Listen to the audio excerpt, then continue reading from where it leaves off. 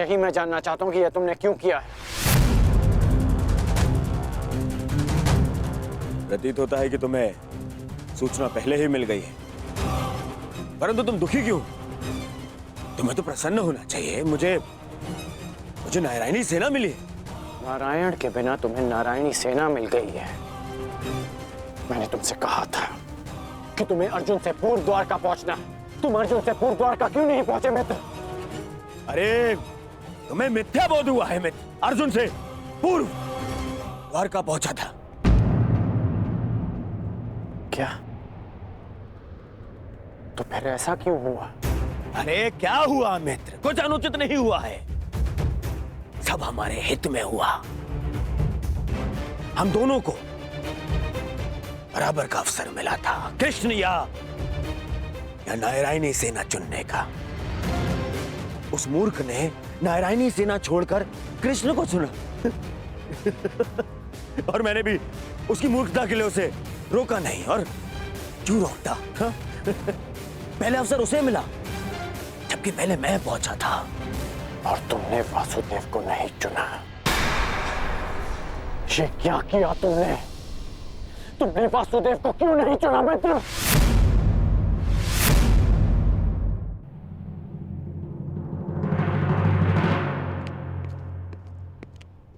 उस पाखंडी कृष्णा को ये उपहार दे देना। कहना उसको कि उसके पास मेरी एक वस्तु है जो मुझे चाहिए। तुम्हें चिंता करने की कोई आवश्यकता नहीं है मित्र। अब हमारा सामना कोई नहीं कर सकता है। हमारे पास संसार की सबसे बड़ी और सबसे ताकतवर सेना है, नारायणी सेना, जो आज तक कभी पराजित नहीं हुई। और तुम्हें लगता है कि मैंने कृष्ण को ना चुनकर कुछ अनुचित किया है? वो कृष्ण जो इस युद्ध में शस्त्र भी नहीं उठाएगा। मित्र, तुम जानते हो कि नारायणी सेना आज तक अपराजित क्यों रही है? वो अपराजित रही है केवल वासुदेव के कारण। और आज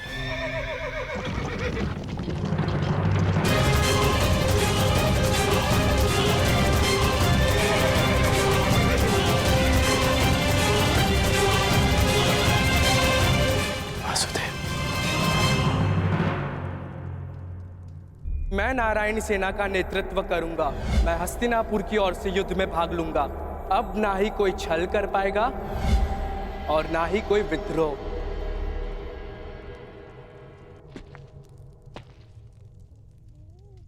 प्रणिपात माता। पार्थ, क्या हुआ पार्थ? कुछ भूल गए थे? हाँ माता, मैं आपको बताना भूल गया था कि द्वारका पहुंचने में मुझे विलंब हुआ था, क्योंकि मार्ग में मेरा एक विचित्र घटना से सामना हुआ। तुम्हारे कहने का तात्पर्य यह है कि तुम्हारा सामना किसी विचित्र मनुष्य से हुआ है ना पार्थ?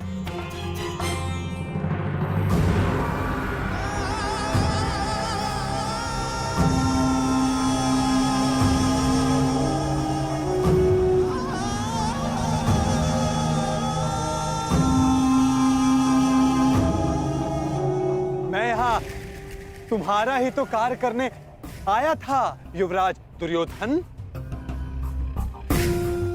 मैं वासुदेव,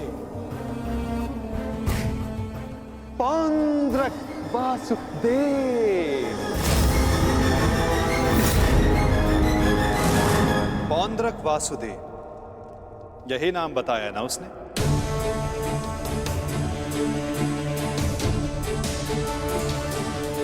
जिसने मेरी भांति वेशभूषा भी धारण कर रखी थी, है ना? हाँ, आप जानते हैं मैं भी कैसा प्रश्न पूछ रहा हूं, भला आपसे क्या छिपा है? परंतु मेरी समझ में यह नहीं आता कि वो पाखंडी आपके रूप में प्रस्तुत होकर सबको भ्रमित कर रहा है, और शांत? शांति की आशा में कभी कभी शांत बैठना भी पड़ता है पार्थ।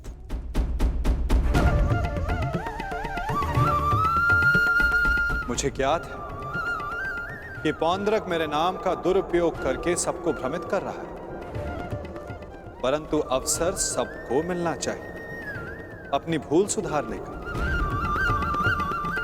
वही अवसर जो मैं सबको देता हूं, वही अवसर जो मैंने शिशुपाल को दिया था, वही अवसर जो मैंने कंस मामा को भी दिया था।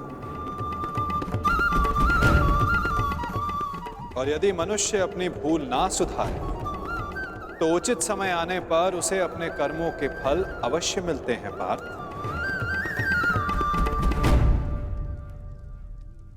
अब तुम मुझे पौंद्रक का संदेश सौंप सकते हो पार्थ।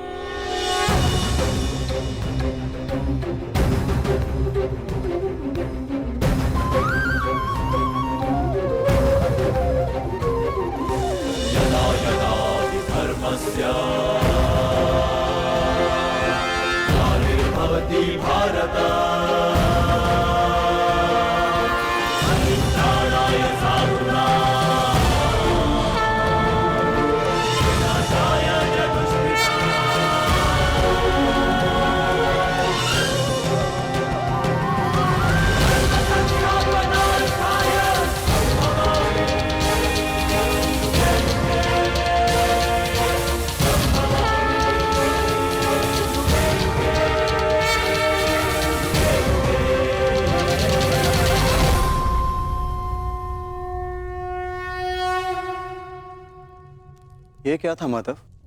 पौंद्रक का संदेश पार्थ। संदेश?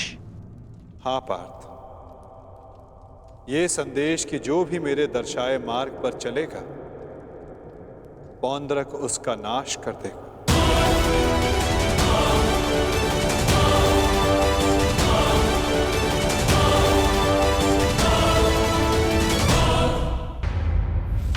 ये वासुदेव नहीं है। कौन है ये मित्र? हमारे मित्र का मित्र है ये पौंद्रक। पौंद्रक वासुदेव। इन्हीं की सहायता से मैं अर्जुन से पूर्व द्वारका पहुंचा और नारायणी सेना को अपने पक्ष में कर पाया। इसका श्रेय मामा श्री की तीव्र बुद्धि को जाता है मित्र। उन्हीं ने पौंद्रक को संदेश भेजा कि वो अर्जुन के मार्ग में बाधा उत्पन्न करे। इन्होंने अर्जुन को रोका और उसी कारणवश मैं अर्जुन से पूर्व द्वारका पहुंच पाया। अर्जुन को मार्ग से भटकाने का पूरा प्रबंध कर दिया है। तो तुमने फिर से छल किया। छल? छल मैंने नहीं, उन्होंने किया। युधिष्ठिर के स्थान पर अर्जुन को भेजकर मैंने तो केवल उन्हें उत्तर दिया है। मित्र, उन्होंने जो किया उसे छोड़ो, परंतु तुम्हें अवसर मिलने पर भी तुमने वासुदेव के स्थान पर नारायणी सेना को चुना। इसे मूर्खता कहते हैं। मूर्खतापूर्ण बातें तो तुम कर रहे हो अंगराज। वासुदेव तो दुर्योधन के ही पक्ष में है। मैं हूं वास्तविक वासुदेव। पौंद्रक वासुदेव दुर्योधन के ही पक्ष में है। मुझे तुम पर दया आती है अंगराज, दया आती है तुम पर कि मुझे समक्ष पाकर भी तुम उस छलिए कृष्ण की माया में उलझे हुए हो। समझ ही नहीं आता कि ऐसी क्या माया डाली उस छलिए कृष्ण ने कि तुम सत्य देखने को प्रस्तुत ही नहीं हो। पौंद्रक, पौंद्रक वासुदेव है मेरा नाम। पूरा नाम तो लेना सीखो अंगराज। खेद है मुझे, खेद है कि तुम एक मनुष्य की पहचान करने में असमर्थ हो। तुम अपने युद्ध के लिए अपनी सेना में एक पाखंडी को चुनना चाहते हो, उस पाखंडी कृष्ण को चुनना चाहते हो तुम। अरे ऐसा क्या है उस छलिए पाखंडी कृष्ण में जो तुम सब सारे लोग उसकी ओर खींचे जा रहे हो?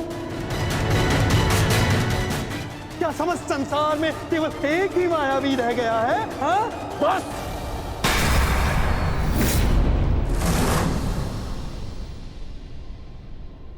बस तुम करो मित्र, बस। मुझे कृष्ण की वो विशाल सेना चाहिए थी जो मुझे मिल गई। वैसे भी वो निहत्था निशस्त्र कृष्ण मेरे किस काम का है? हाँ, सत्य कहा दुर्योधन, सत्य कहा। वो छलिया कृष्ण किसी काम का नहीं। देखना, तुम ही जीतोगे ये युद्ध, क्योंकि तुम्हारे पास केवल नारायणी सेना नहीं, स्वयं वास्तविक नारायण, वास्तविक वासुदेव, पौंड्र का वासुदेव। वो कृष्ण तो मेरा रूप रखकर सबको भ्रमित करता रहता है। बैरूपिया मात्र है वो तो। उस कृष्ण का तो इस संसार से मैं अब एक और शब्द वासुदेव के विरुद्ध मत कहना।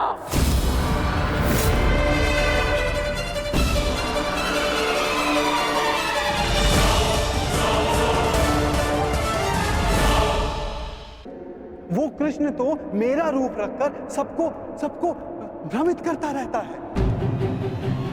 बैरूपिया मात्र है वो तो। उस कृष्ण का तो इस संसार से मैं अब एक और शब्द वासुदेव के विरुद्ध मत कहना, अन्यथा क्या अंगराज? हाँ? मार डालोगे मुझे? मार डालोगे?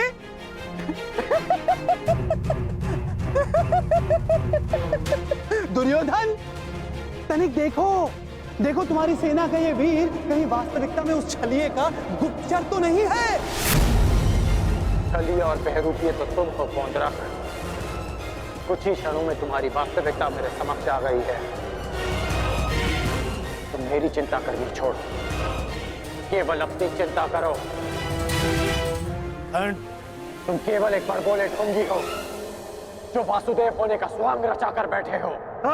मौन रहो दुस्साहसी, मौन।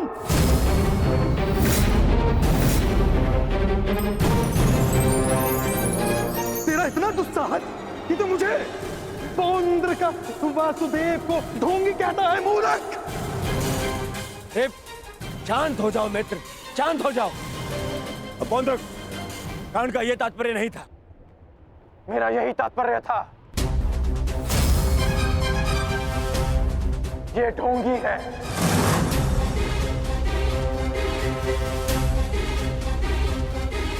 यदि तुम वास्तव में वासुदेव हो तो मुझे निशस्त्र करके दिखाओ। मैं तुम्हें चुनौती देता हूं। पौंड्र वासुदेव को चुनौती?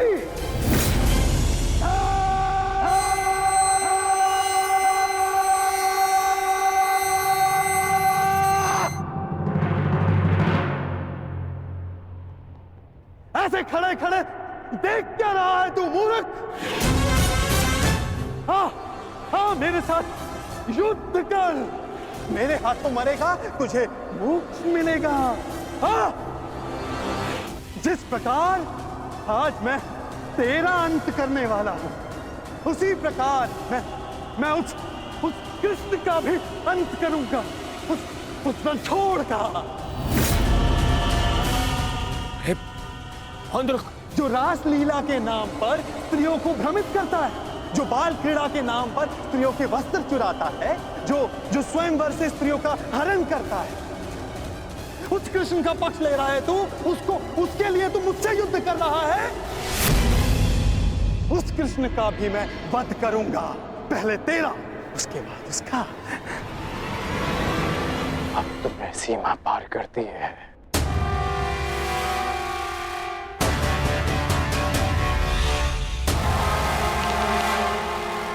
नहीं मित्र, नहीं। मित्र, आज इस पौंद्रक का अंतिम दिवस है।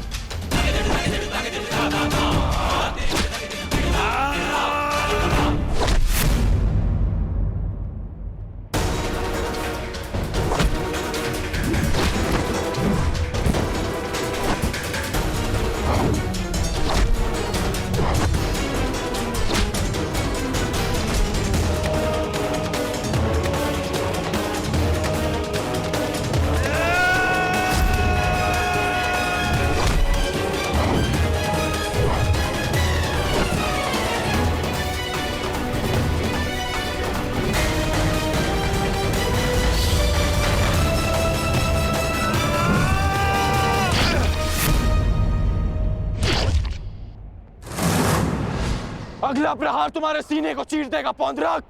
क्षमा मांगो।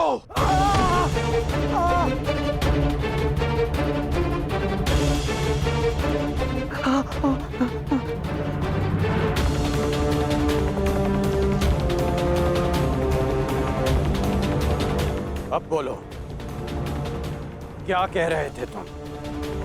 कौन हो तुम? मैं ही हूं वास्तविक वासुदेव, पौंद्रक वासुदेव मैं ही हूं। पाखंडी! नहीं गढ़ मित्र, नहीं नहीं मित्र। रुक जाओ अंगराज।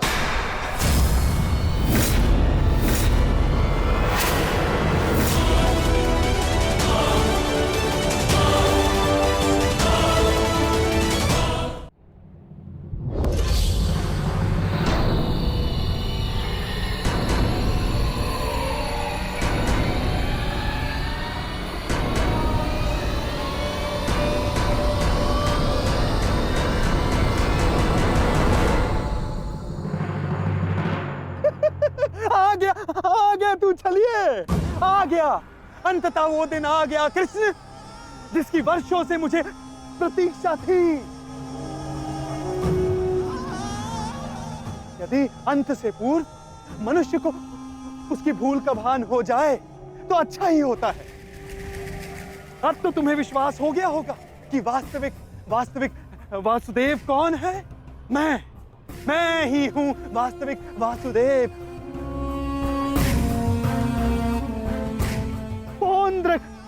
वासुदेव। इसलिए जिसका अधिकार आरंभ से केवल मेरा है, मुझे मेरा सुदर्शन चक्र दे दो कृष्ण। देने ही तो आया हूं तुम, परंतु चेतावनी, मैं तुम्हें बहुत अवसर दे चुका हूं पौंड्रक। तुम्हारे पाप का घड़ा भरता जा रहा है पौंड्रक। अब मेरा स्वांग रचना बंद करो। चुप कर छलिया कृष्ण। तू ढोंग, तू छलिया मुझे बताएगा कि अब मुझे क्या करना चाहिए और क्या नहीं। जो तुझे देव मानते हैं ना, वो सब दृष्टिहीन है और बुद्धिहीन भी। परंतु मैं नहीं हूं। अपने सहयोगियों को धैर्य की महिमा समझाओ दुर्योधन। युद्ध प्रारंभ होने में अभी समय शेष है और समय से पूर्व युद्ध को आमंत्रण देना सर्वनाश को आमंत्रित करने के समान होता है दुर्योधन। क्योंकि इस समय मैं अस्त्र ना उठाने के लिए बंधित नहीं हूं। मनुष्य को खाई में गिराने के लिए उसका केवल एक पग पर्याप्त होता है पौंड्रक। अभी अभी मैंने कर्ण को रोककर तुम्हें मृत्यु के मुख में जाने से रोका है। कदाचित तुम्हारा अगला पग तुम्हारा अंत ना रोक पाए पौंड्रक।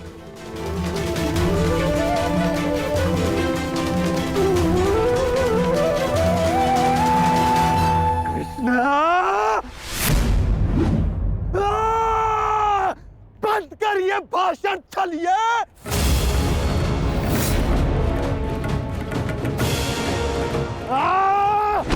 छलिए पाखंडी, आज मैं तेरा अंत करके ही रहूंगा कृष्ण।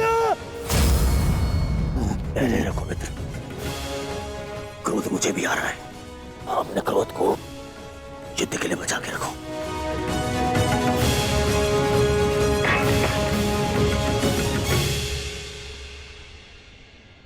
ठीक कहा वासुदेव, युद्ध होगा, परंतु उचित समय पर और उचित स्थान पर। उस महायुद्ध के प्रथम दिवस पर मैं आपको उत्तर अवश्य दूंगा।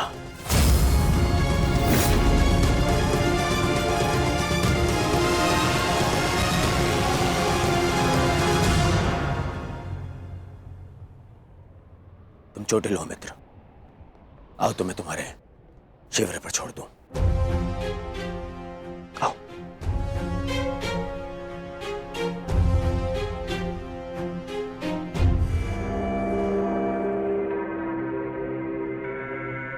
मित्रकर्ण, तुमसे हस्तिनापुर पर भेंट होगी।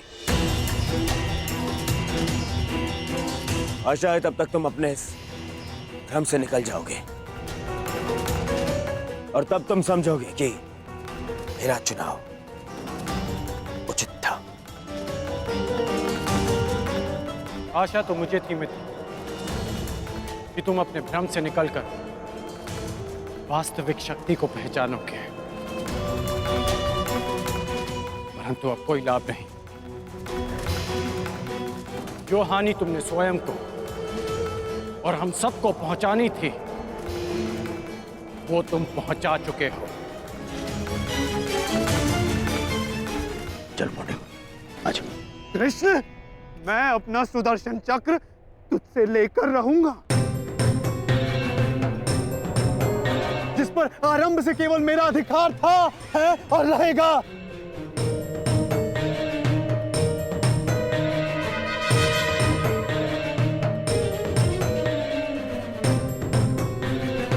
चलो सारथी।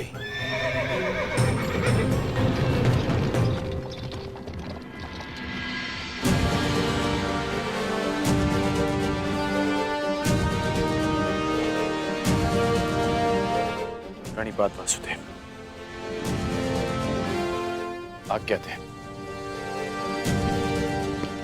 इतनी भी क्या शीघ्रता मित्र?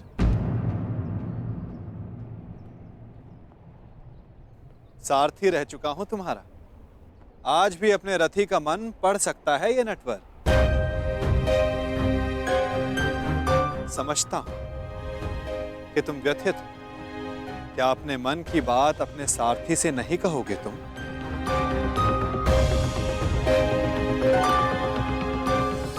अपने रथी का मन आप पढ़ सकते हैं ना,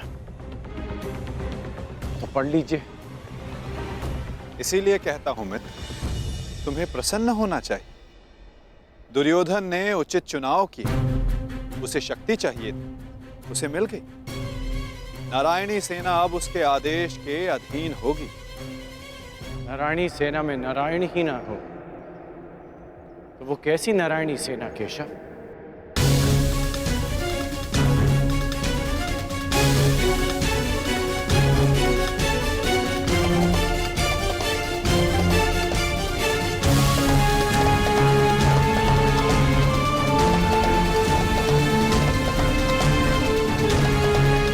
जो दुर्योधन ना पहचान सका वो आप जानते हैं, और उसे मैं भी देख सकता हूं। जिस क्षण उसने आपको त्याग कर सेना को चुना, उसी क्षण उसने विजयश्री थाल में सजाकर पांडवों को भेंट कर दी।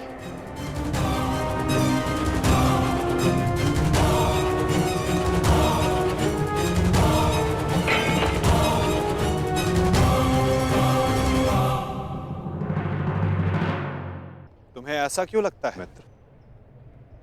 नारायणी सेना दुर्योधन के अधीन होने से उसकी शक्ति में वृद्धि अवश्य हुई है। तुम्हें नहीं लगता कि अर्जुन ने भूल की? क्या मिला उसे निहत्थे कृष्ण को चुनने से? जिसके हाथ के संकेत से सृष्टि बनती है और बिगड़ती है, वो कैसे निहत्था हो सकता है वासुदेव? परंतु सत्य ये भी है मित्र कि मेरे युद्ध में उपस्थित रहने पर भी मैं युद्ध नहीं करूं, तो फिर मुझसे किसी को क्या हानि और क्या लाभ? सबसे बड़ा अस्त्र तो आप चला चुके हैं, स्वयं को दुर्योधन के विपक्ष में रखकर। आप ही कहते हैं ना कि निर्णय ना लेना भी कभी कभी सबसे महत्वपूर्ण निर्णय होता है, कि हम पक्ष ना चुनकर भी कभी कभी पक्षपात कर जाते हैं, भले ही संसार ना देख पाए। परंतु मैं जानता हूं कि आपने पक्ष लिया है वासुदेव।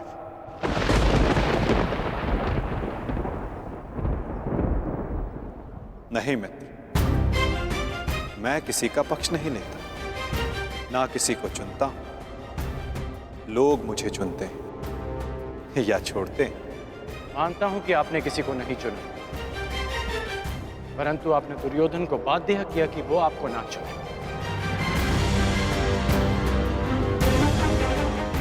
आपने ऐसी परिस्थितियां उत्पन्न की कि वो ही आपको चुने जिसे आप चुनना चाहते हैं।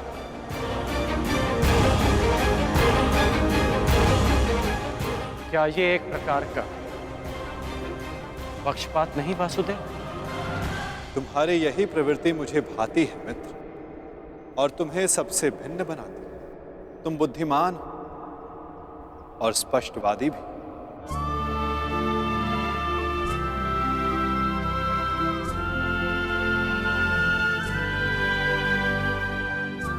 ऐसा होकर भी क्या लाभ वासुदेव, जब मैं आपका साथ ना पा सका।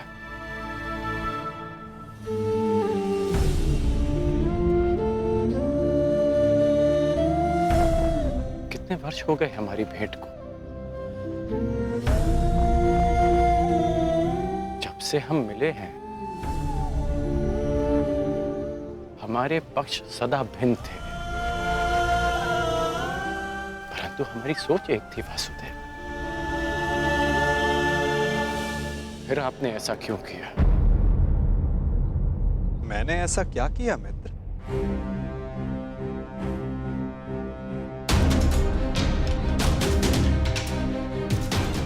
सब जानते हैं फिर भी ये प्रश्न कर रहे हैं।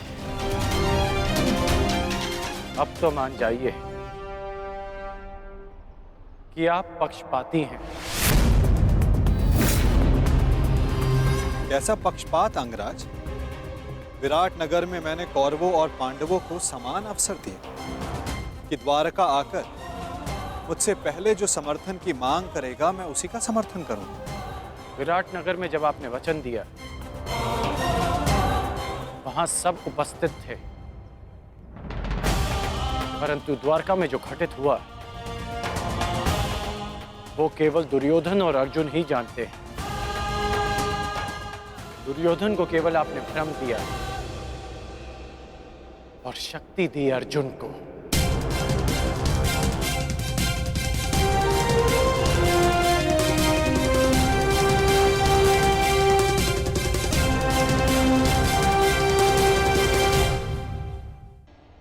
द्वारका में जो घटित हुआ वो केवल दुर्योधन और अर्जुन ही जानते हैं।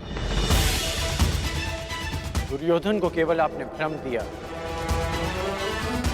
और शक्ति दी अर्जुन को। नारायणी सेना को चुनना दुर्योधन का चुनाव था मित्र। मैंने तो उसे केवल विकल्प दिए।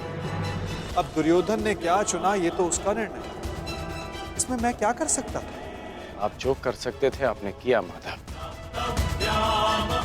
और उसका परिणाम वही हुआ जो आप चाहते थे। यदि आप पक्षपाती नहीं होते तो अर्जुन को देखते ही आप उससे पूछते कि वो युधिष्ठिर के स्थान पर वहां क्या कर रहा है, परंतु आपने ऐसा नहीं किया। यदि तुम दुर्योधन के चुनाव पर निराश हो तो खेल मैंने नहीं, उसके दम, उसके लालच, उसके अहंकार ने खेला है मित्र। आप भी भली भांति जानते हैं कि दुर्योधन युधिष्ठिर से कहीं अधिक सक्षम शासक है। इस समय भारत को शासक की नहीं, धर्म की आवश्यकता है, धर्मराज की आवश्यकता है मित्र। फिर भी मैंने तुम्हारे तथाकथित सक्षम शासक को विकल्प दिए मित्र, जो विकल्प चुनने में ही चूक गया। वो कैसा सक्षम शासक मित्र? और मेरे विकल्प का क्या? आपने मुझे विकल्प क्यों नहीं दिया? कौरवों और पांडवों के मध्य आपने मुझे क्यों छोड़ दिया? क्या आपकी दृष्टि में मेरा कोई महत्व नहीं केशव? मैंने तो सदैव तुम्हें विकल्प दिए मित्र। अब तुमने ही मुझे नहीं चुना तो उसके लिए तुम स्वयं उत्तरदायी। मैंने तो वर्षों पहले तुम्हारा सारथी बनना स्वीकार किया था मित्र,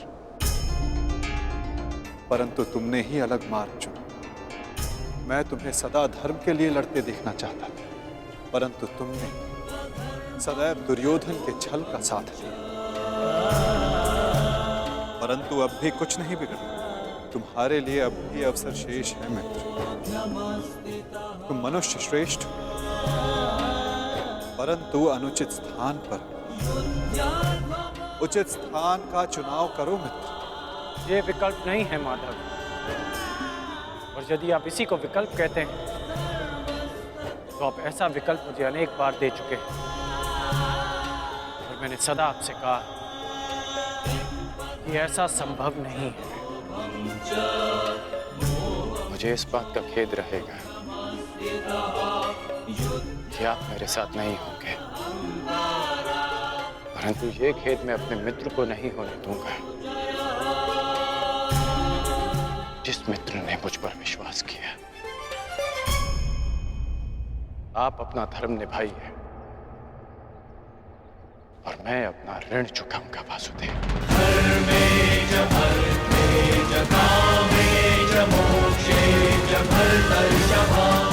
युद्ध में भेंट होगी।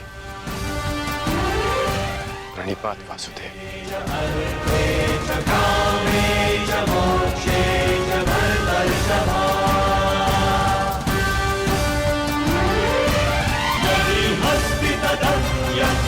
जले हस्ति न तत्क्वचित्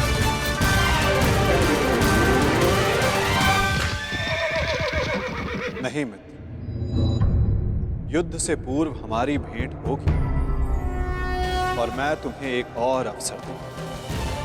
तुम्हें आभास कराऊंगा कि जितना सम्मान तुम्हें चाहिए उससे कहीं अधिक सम्मान के योग्य हो तुम। अगली भेंट में तुम्हारी वास्तविकता से भेंट करवाऊंगा मित्र। तुम्हें ज्ञात होगा कि तुम वास्तव में कौन हो।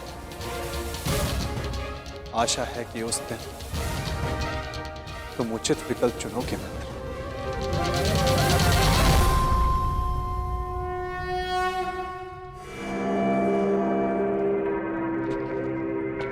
अमश्री,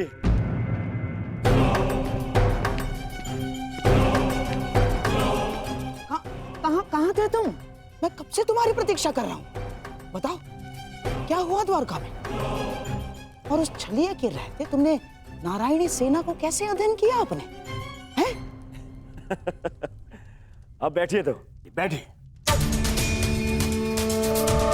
अरे अमश्री, आज तक आप अपनी चालों से मुझे आश्चर्य में डालते थे, परंतु आज मैंने इतनी बड़ी वजह से आपको और सबको आश्चर्य में डाल दिया।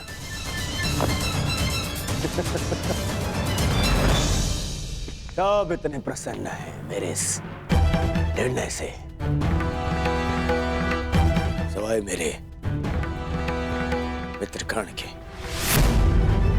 समझ में नहीं आता उसे अभी भी ऐसा क्यों लगता है कि मुझे सेना को छोड़ के उसने हत्या कृष्ण को चुनना चाहिए था।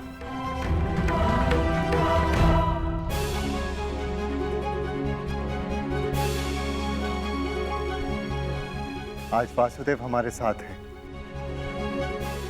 तो इसका सारा श्रेय पांचाली को जाता है। यदि तुमने अर्जुन को ना भेजा होता तो कदाचित ये संभव ना होता। आपका मेरे प्रति इतना विश्वास मेरे लिए बहुत सम्मान की बात है आर्य, और मुझे भी पूर्ण विश्वास है कि आप हस्तिनापुर के लिए अधिक योग्य शासक सिद्ध होंगे। अरे कोई जाओ, समझाओ, बताओ उसे कि कितनी बड़ी भूल कर रहा है वो। भूल तो तुम कर रहे हो दुर्योधन।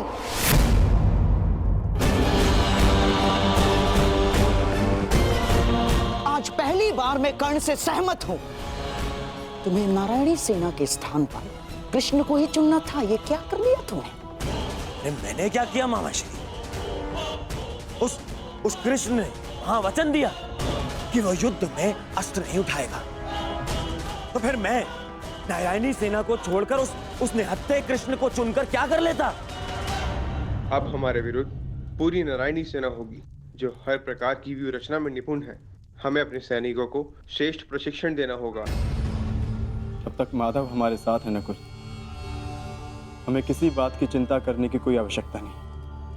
यदि आज वो हमारे पक्ष में होता तो पांडवों के लिए नहीं, आज वो हमारे लिए रणनीति बनाता, हमारे लिए। उसका वास्तविक अस्त्र तो उसकी नीति ही है। वो कृष्ण कोई साधारण मनुष्य नहीं है ना। अरे महामायावी है वो, महामायावी। वो समय को अपने मुताबिक चलाना जानता है, और इतना ही नहीं, वो अपने पक्ष के अनुसार परिस्थितियां भी बदल देता है। समझ गए? इसीलिए हम आरंभ से चाहते थे कि पांडवों से कैसे अलग कर दिया जाए उस छलिए को, परंतु तुमने इतना बड़ा अवसर गवा दिया। क्या किया ये? है? क्या कर दिया ये तुमने? अरे समझ में नहीं आता है मुझे, क्यों सब उस कृष्ण से इतना भयभीत हैं? क्यों? कुछ नहीं बिगाड़ पाएगा वो। अब तो उसकी सेना भी मेरे अधीन है। कुछ नहीं बिगाड़ पाएगा वो। देखो दुर्योधन, अब इस बात पर वाद विवाद करके समय व्यर्थ करने से कोई लाभ नहीं। जो हानि होनी थी वो तो हो चुकी। अब इस हानि की भरपाई करने का समय आ गया है। उचित कहा आर्य। अब चाहे जो हो जाए, कौरवों की पराजय निश्चित है, क्योंकि ये धर्म युद्ध है। विजय धर्म की ही होगी और वासुदेव के हमारे पक्ष में आने के साथ साथ न्याय और धर्म भी हमारे पक्ष में है। विजय हमारी होगी।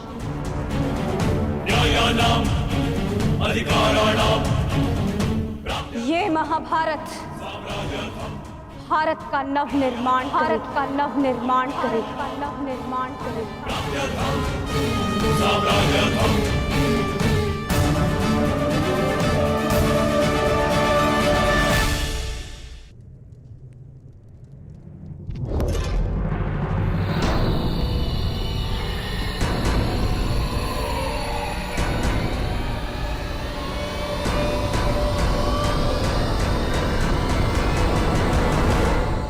अच्छा हुआ कर्ण, तुम आ गए।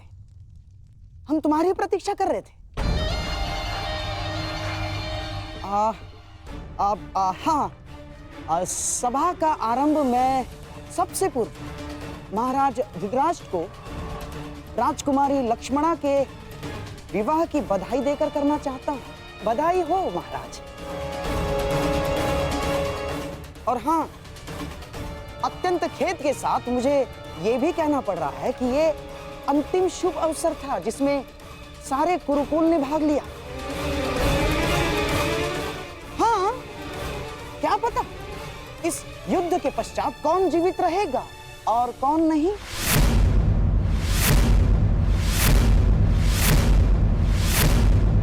स्पष्ट रूप से कहिए गंधार राज, आपका तात्पर्य क्या है?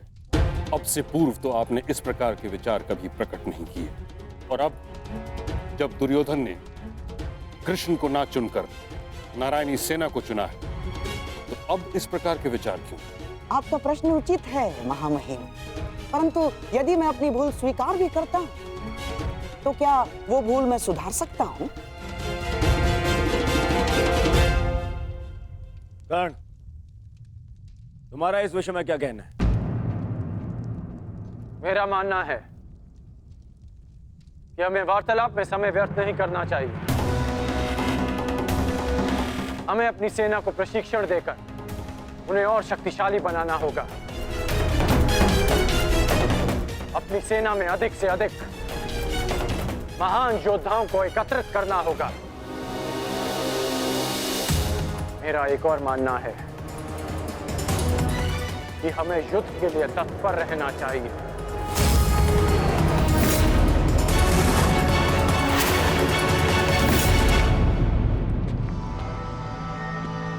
क्या तुम्हें भी यहाँ उपस्थित होने के लिए कहा गया? हाँ भ्राताश्री, मुझे प्रहरी ने निद्रा से उठाकर संदेश दिया कि हमें शीघ्र ही यहाँ उपस्थित होना है। परंतु क्यों और किसके आदेश पे?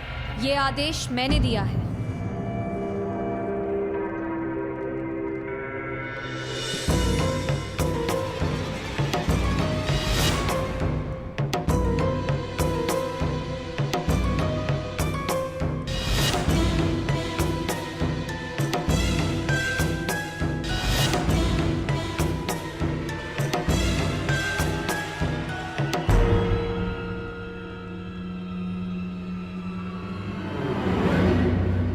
पांचाली, इतनी रात में तुम ये? क्योंकि ये समय सोने का नहीं है धर्मराज, जागने का है। और जो बात मैं कहना चाहती हूँ उसके लिए सूर्योदय की प्रतीक्षा नहीं कर सकती। ऐसा क्या है पांचाली?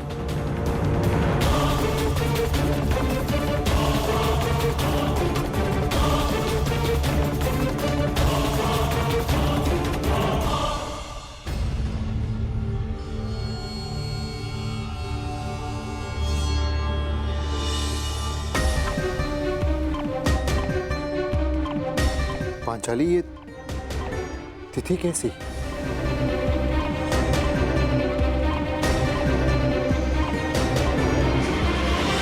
ये वो तिथि है आर्य जिस दिन हम कौरवों के विरुद्ध युद्ध आरंभ करेंगे। यदि ये युद्ध हुआ तो कितने योद्धा और कितने सैनिक मारे जाएंगे? महाराज, इस तथ्य से सभा में उपस्थित सभी मनुष्य अवगत हैं। हाँ, ये भी तो हो सकता है कि हम में से किसी को युद्ध में जाने की आवश्यकता ना पड़े।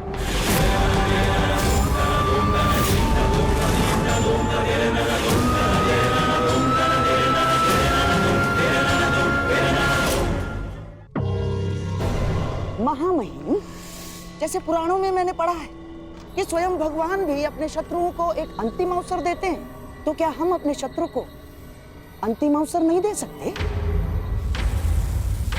दे सकते हैं ना महामहिम? गांधार राज, युद्ध होना निश्चित है और होकर ही रहेगा। और इसकी उल्टी गिनती प्रारंभ हो चुकी है।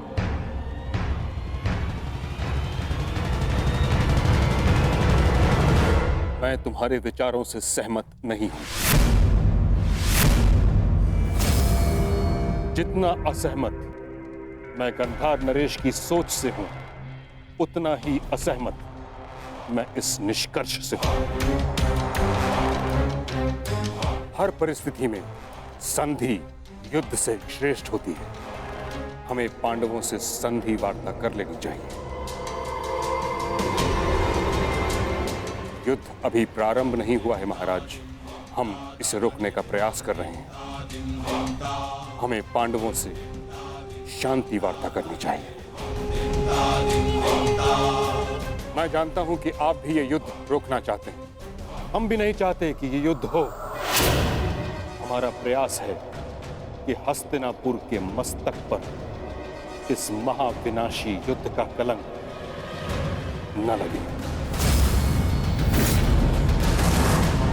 ठीक है ताक्षरी,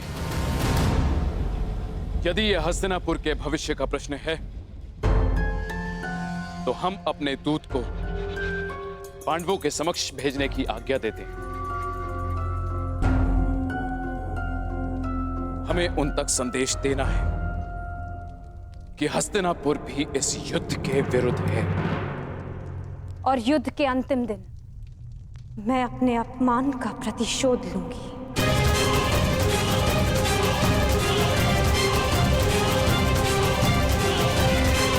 जिस दिन दुर्योधन का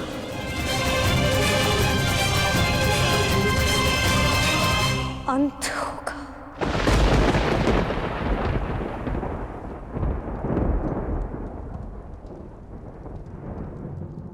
महाराज, ऐसे ये मेरा अंतिम निर्णय है कर्ण। हमें अपनी ओर से एक प्रतिनिधि चुनना होगा। क्या आपके मस्तिष्क में कोई नाम है महाराज? संजय।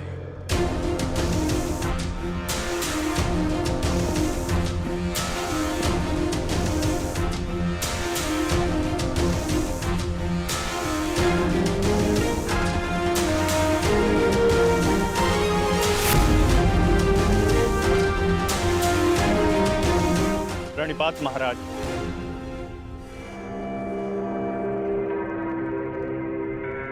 मुझे भी संजय के साथ जाने की आज्ञा दीजिए महाराज। नहीं कर्ण, यह एक अत्यंत संवेदनशील प्रकरण है। हमें योद्धा नहीं, नीति परख मनुष्य चाहिए।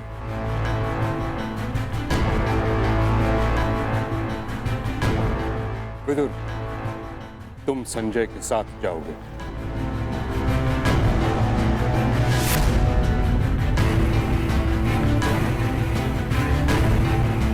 तो ठीक है, विदुर और संजय दोनों हस्तिनापुर की ओर से शांति प्रस्ताव लेकर जाएंगे। ये एक पारिवारिक प्रकरण है और हम नहीं चाहते कि परिजन ही परिजनों का रक्त बहाए। उचित है पांचाली, उचित है। अब ये युद्ध तुम्हारे बताए हुए दिन ही आरंभ होगा।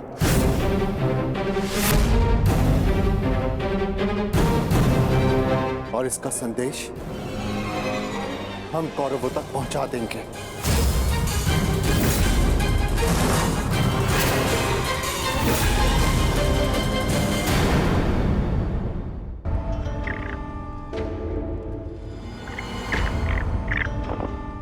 अपने खेल पर ध्यान रखो दुर्योधन, नहीं तो तुम मुझे परास्त नहीं कर पाओगे। क्षमा कीजिए महाश्री, आपके इस चौसर में आपके जितना कौशल नहीं है मेरा, और खेल में मेरा ध्यान नहीं लग रहा है, क्योंकि मुझे समझ में ही नहीं आ रहा है कि आपने ऐसा किया क्यों। मैं पांडवों के समक्ष प्रस्ताव ले जाने के विरुद्ध था, आपने मुझे बाध्य किया। क्यों? आप पांडवों का विनाश नहीं चाहते? आप बदल गए क्या? क्यों आपने पिताश्री को शांति प्रस्ताव ले जाने के लिए मनाया? तुम्हें क्या लगता है दुर्योधन, क्या यह शांति प्रस्ताव युद्ध को रोक पाएगा? कदापि नहीं। अब यह युद्ध होकर रहेगा, इस युद्ध को कोई नहीं रोक सकता। अरे तो फिर संजय और विदुर को शांति प्रस्ताव लेकर क्यों भिजवाया आपने? क्यों ना बताइए ना। बताता हूं। समझो दुर्योधन, जिस प्रकार हम दूत भेजेंगे उसी प्रकार वहां से भी उन्हें दूत भेजना होगा ना। तुम्हें क्या लगता है कौन आएगा दूत बन के पांडवों की तरफ से? कौन आएगा? वही जो दर्शाता तो यही कि उसका किसी भी निजी प्रकरण से कोई संबंध नहीं, परंतु जो हर प्रकरण में बीच में घुस आता है, जो मेरे हर छल को अपनी बुद्धि के बल से असफल कर देता है, वो जिसकी मनोहर बातों का व्यू गुरु द्रोणाचार्य के चक्रव्यूह से भी अधिक शक्तिशाली है, वो जो हस्तिनापुर के सिंहासन पर तुम्हें नहीं उन पांडवों को बिठाना चाहता है। वही छलिया, वही वासुदेव कृष्ण। ये तो उसमें हंसने वाली क्या बात है? उसका क्या? बताता हूं।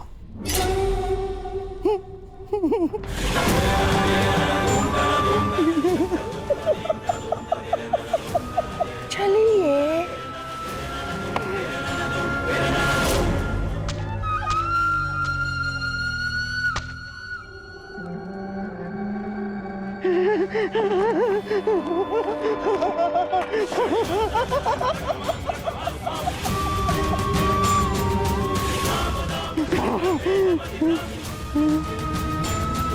कृष्ण यहाँ आएगा तो अवश्य, परंतु जा नहीं पाएगा।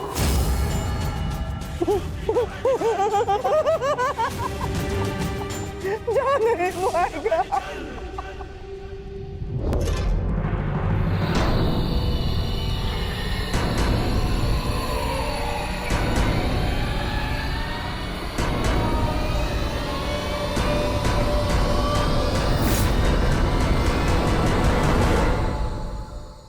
आपका क्या मत है वासुदेव? मैं इस प्रकरण में सम्मिलित ही नहीं हूं संजय महोदय, इसलिए इसका निर्णय भी युधिष्ठिर और दुर्योधन पर निर्भर करता है। परंतु मेरा यह कर्तव्य है कि मैं आप लोगों के विचारों को जानूं, क्योंकि शांति प्रस्ताव के लिए आप सबके समक्ष मुझे भेजा गया है, और मैं ये आशा करता हूं कि धर्मराज भी शांतिपूर्वक इस प्रस्ताव पर विचार करेंगे। वो तो इस पर निर्भर करता है कि आपके युवराज का क्या विचार है।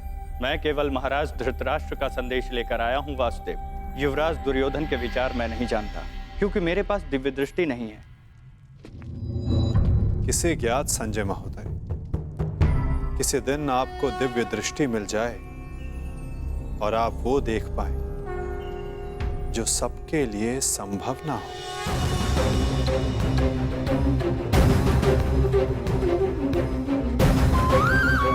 धर्मराज, आपके समक्ष हस्तिनापुर से शांति प्रस्ताव आया है,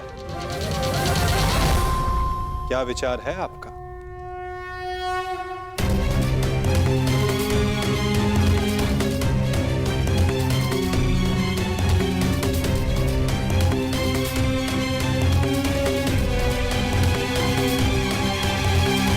यदि हस्तिनापुर शांति चाहता है तो हमें भी युद्ध करने की कोई ललक नहीं।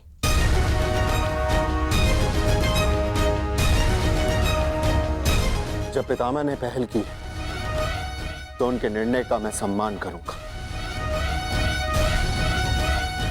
परंतु ये युद्ध केवल मेरा नहीं, मेरे अनुजों का भी है और पांचाली का भी। इसलिए उनका मत जानना भी अत्यंत आवश्यक है। हमें ज्ञात है कि अवश्य ही तुम सबके हित की सोचोगे युधिष्ठिर, इसलिए हम सबको सबसे अधिक आशा तुमसे ही है। मुझे विश्वास है प्रतिकार और प्रतिघात के स्थान पर तुम शांति को महत्व दोगे। जहां तक शेष पांडवों का प्रश्न है, मुझे विश्वास है कि ये सब तुम्हारे निर्णय का सम्मान करेंगे।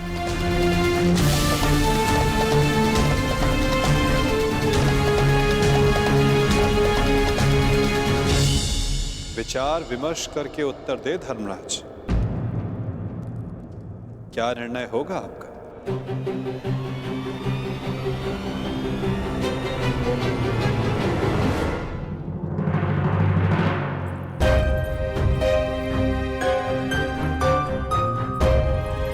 वृषसेन।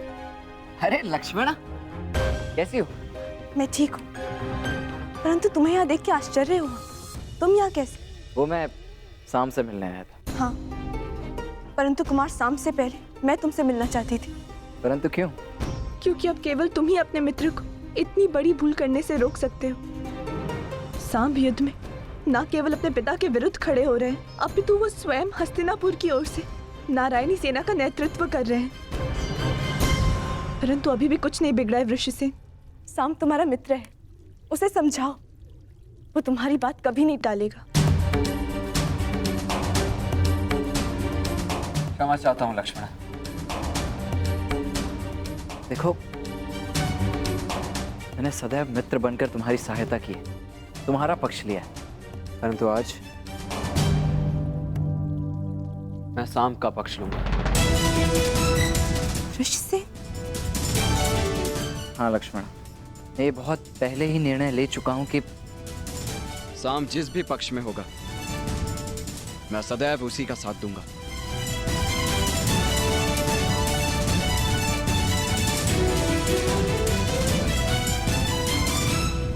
परंतु तुम्हें चिंता करने की आवश्यकता नहीं है लक्ष्मण। मेरे जीते जी सांब को कुछ नहीं होगा, विश्वास करो मेरा।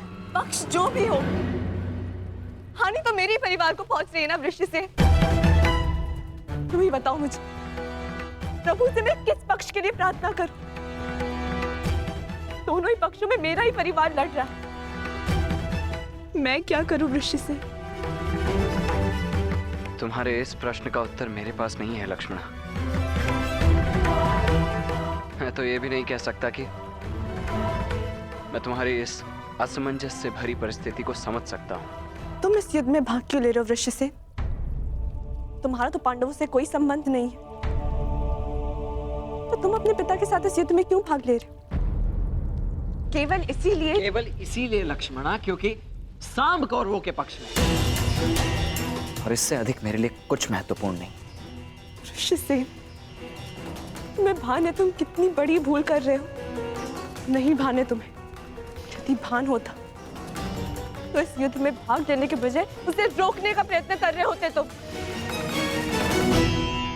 मैं तुम्हारे समक्ष बहुत सी उम्मीदें लेकर आई थी वृषसेन, परंतु प्रतीत होता है कि मेरी भूल थी। अपना ख्याल रखना वृषसेन।